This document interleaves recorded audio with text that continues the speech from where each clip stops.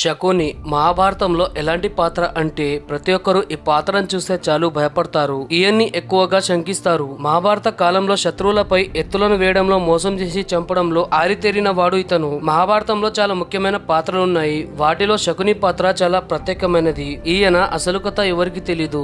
మన చెడు పరిస్థితులు మనల్ని ఎంతటి ఘోరమైన పని చేయడానికైనా ఒడిగట్టుతుంది. ఒకవేళ మీరు ఈ వీడియోని పూర్తిగా చూస్తే ఖచ్చితంగా మీకు శకుని పట్ల గౌరవం పెరుగుతుంది. అలాగే ఎన్నో పాపాలు చేసిన తర్వాత కూడా శకునికి స్వర్గం ఎందుకు దొరికిందో మీకు తెలుసా? వీడియోని చూసే ముందు మన ఛానల్ ని సబ్స్క్రైబ్ చేసుకోండి. ఇక వీడియోని స్టార్ట్ చేద్దాం.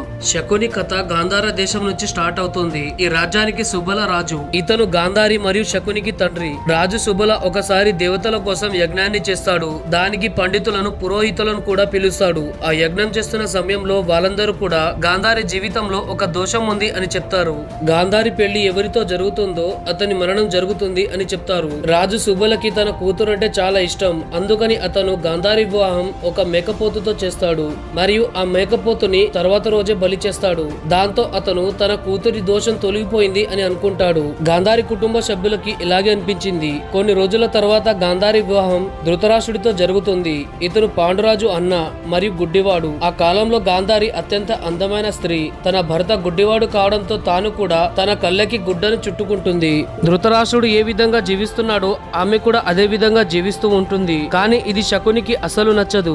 గాంధారి మొదటి వివాహం గురించి ధృతరాష్ట్రుడికి తెలియనంత వరకు వాళ్ళు సుఖంగానే జీవిస్తారు. అతనికి గాంధారి నిజం తెలిసిన వెంటనే తను మోసపోయాను అని ధృతరాష్ట్రుడు గ్రహిస్తాడు. హస్తినపురానికి అతను యువరాజు. రాజ్యానికి రాజు కూడా కాలేకపోయాడు అని అతను కుమిలిపోతున్నాడు. అందుకోసం గాంధారి కుటుంబ సభ్యులందరినీ కూడా జైలులో ఖైదీ చేస్తాడు. వారి కుటుంబంలో ఉన్న 100 మంది సభ్యులందరినీ కూడా రోజుకి ఒకరికి కేవలం పిడికెడు బియ్యం లభించేలా శిక్షిస్తాడు. కేవలం పిడికెడు బియ్యంతో 100 మంది ఎలా జీవిస్తారు? అందుకనే వారికి ఇలా శిక్షించడం జరిగింది. వీళ్ళు కుమిలి చావాలి అని ఈ విధంగా శిక్షించడం జరిగింది. అప్పుడు రాజు సుబల ఎలా ఆలోచిస్తాడంటే, ఒకవేళ ఒక వ్యక్తి ఒక పిడికెడు అన్నాన్ని తింటే అతను జీవించగలడు.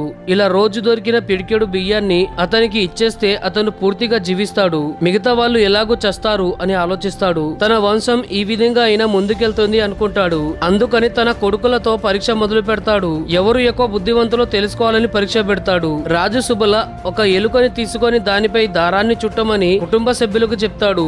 కానీ శకుని దాంట్లో ఫలితాన్ని సాధిస్తాడు. ఈ విధంగా చిన్న కొడుకు తన తెలివిని చూపించి రోజు దొరుకుతున్న పిడికెడు బియ్యాన్ని తింటూ జీవిస్తూ ఉంటాడు. మిగతా వాళ్ళందరూ కూడా చనిపోతారు. చనిపోతున్న తన అన్నలందరినీ కూడా శకుని చూస్తాడు. ఆఖరికి తన తండ్రి కూడా చనిపోతున్నప్పుడు అతను చూస్తాడు. అప్పుడు రాజు సుబల ధృతరాష్ట్రుడితో తన ఒకనొక కొడుకు అయిన శకుని వదిలేమని ప్రతిమాలుతారు. దానికి ధృతరాష్ట్రుడు అంగీకరిస్తాడు. అయితే ధృతరాష్ట్రుడు చేసిన తప్పు ఇదే. ఎందుకంటే శకుని వల్లే కౌరవులు కురుక్షేత్ర యుద్ధాన్ని మొదలు పెడతారు. శకుని ఒక ఆశయంతో బ్రతికి ఉన్నాడు. తన కుటుంబాన్ని తన ముందే చంపిన కురువంశ నాశనం చెయ్యడానికే అతను బ్రతికి ఉన్నాడు. పాండవుల వల్ల ఒక కౌరవులు కూడా మిగల్చలేదు. శకుని ఎవరు కూడా మంచివాడిగా చూసేవారు కాదు. కానీ అతను చనిపోయిన తర్వాత అతనికి స్వర్గం లభించింది అని చెప్తూ ఉంటారు. ఎందుకంటే శకుని తన కుటుంబాన్ని చంపిన వారి చావు కోసం మాత్రమే బ్రతికి ఉన్నాడు. అతను ఏదైతే చేశాడో అది గాంధారికి జరిగిన అన్యాయం మరియు తన కుటుంబానికి జరిగిన అన్యాయానికి ప్రతీకగా చేశాడు. అంతేకాదు శకునికి ఒక గుడి కూడా కట్టడం జరిగింది.